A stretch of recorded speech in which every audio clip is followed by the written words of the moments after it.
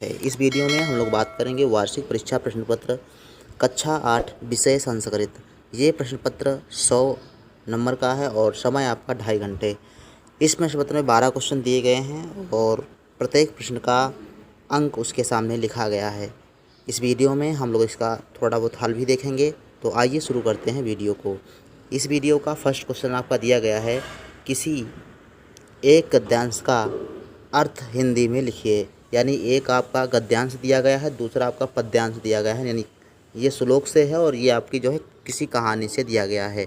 तो इसका अर्थ लिखना है हिंदी में। तो देखो फर्स्ट जो आपका गद्यांश दिया गया है, इसमें देखो लिखा गया है, अस्माकं प्रदेशस्य सीतापुर जनपदे नैमिषारण्य प्राचीन तीर्थस्थलमस्ति।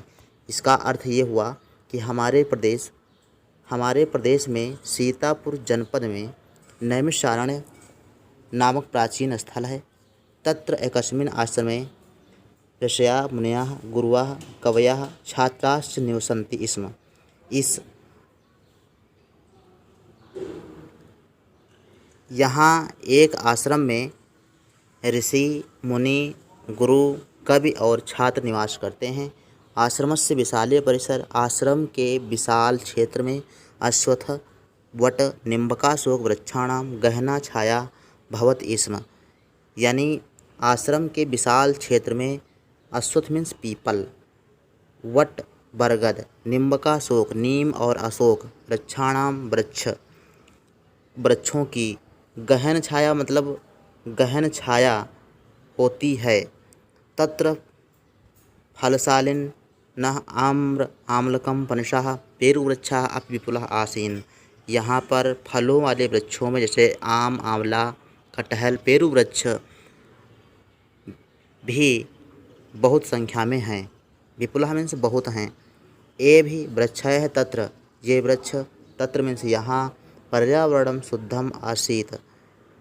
ये वृक्ष यहाँ के पर्यावरण को शुद्ध करते हैं। येन शीतलाः वायुयाः मंदम मंदम वहन्ति स्म। यहाँ की शीतल जो वायु है मंद मंद यानी धीरे धीरे बहती है। काले काले चा मेघा वर्षन्ति स्म। काले काले बादल यहाँ पर वर्षा करते हैं। तो ये आपका हिंदी अर्थ के रूप में इसको लिख सकते हो। अथवा दिया गया है, ये श्लोक है, ये एक प्रार्थना दी गई है और इसका भी हिंदी में अर्थ लिखना है। तो देखो इसका क्या अर्थ हो जाएगा, तेजो असि तेजो मैथेः। प्रार्थना की जाती है ईश्वर से कि हे ईश्वर आप तेज स्वरूप हो, अतः मुझ में भी वह तेज स्थापित करो या धारण कीजिए। वीर्यमसि वीर्यम महिदेः, आप बलशाली हो, अतः वह बल हमें जो है धारण कराइए। बलमसि बलम महिदेः, आप शक्तिशाली हो, अतः वह बल हमें धारण कीजिए। ओजो असि ओजो महिदेः, आप ओज स्वरूप हो, आप हमारे अंदर भी तेज धारण कराइए। तो ये आप लिख सकते हो इसका हिंदी अर्थ के रूप में। क्वेश्चन नंबर 2 दिया गया है, निम्न का संस्कृत में अनुवाद कीजिए। ये आपका 12 नंबर का क्वेश्चन है। इसमें जो है 4 वाक्य दिए गए हैं, इनको संस्कृत में अनुवाद करना। जैसे राम, सीता व लक्ष्मण आश्रम में रहते हैं, तो इसको आप संस्कृत में अनुवाद कर लीजिएगा। वह घर जाती है, गांव कृषि प्रधान होता है, गंगा का जल शीतल एवं पवित्र है। तो ये आपको अनुवाद करना है, 12 नंबर का क्वेश्चन है। तीसरा क्वेश्चन लिया है, निम्न प्रश्नों के उत्तर संस्कृत में लिखिए। जो भी उत्तर जो है आपका लिखवाया गया हो वो आप यहाँ पर लिख दीजिएगा। प्रश्नों के उत्तर देना है। 3 नंबर का एक है, 4 क्वेश्चन दिए गए हैं। पादो मुक्ति चरण पादुकी कह अयाचत, और भारत माता मंदिरम कुत्रासीत, पुराणः पुरुषः कः, और कः कोलाहलम कुर्वन्ति। तो ये 4 क्वेश्चन हैं, इनके आंसर आपको लिखना है। चौथा क्वेश्चन दिया गया है, निम्न वाक्यों में दिए गए शब्दों से रिक्त स्थानों की पूर्ति कीजिए। तो इसमें देखो देवलोकन, बालिकाभ्यः, काशीखंडे, सवलास्युः, तो ये दिया गया है और इसी 4 जो है शब्दों के आधार पर 4 ये आपके दिए गए हैं, रिक्त स्थानों की पूर्ति कर देना है। तो जो भी भरा जाएगा वो आपको भर लेना है। और क्वेश्चन नंबर 6 आपका देखो 5 दिया गया है, अपनी पाठ्य पुस्तक संस्कृत ट्यूशन से याद किया कोई एक श्लोक लिखिए जो इस प्रश्न पत्र में ना आया हो। तो आपको 2 कम से कम जो है प्रश्न पत्र श्लोक याद कर लेने हैं, ताकि और हर क्वेश्चन पेपर चाहे जो हो उसमें आपको 1 श्लोक जरूर पूछा जाएगा, तो आप 2 श्लोक याद कर लीजिए, कोई एक लिख सकते हो। क्वेश्चन नंबर 6 दिया गया है, अपनी पाठ्यपुस्तक के किसी पाठ का सारांश हिंदी में लिखिए। तो इसके लिए आपको 8 नंबर मिलेंगे। तो यहाँ से आप किसी भी पाठ का सारांश आप लिख दीजिएगा।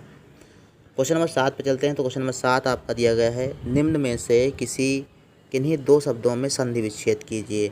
तो देखो लिखा है पत्रालय, पत्र धन आलय, ठीक है। तो ऐसे आप कर दीजिए पत्र धन आलय।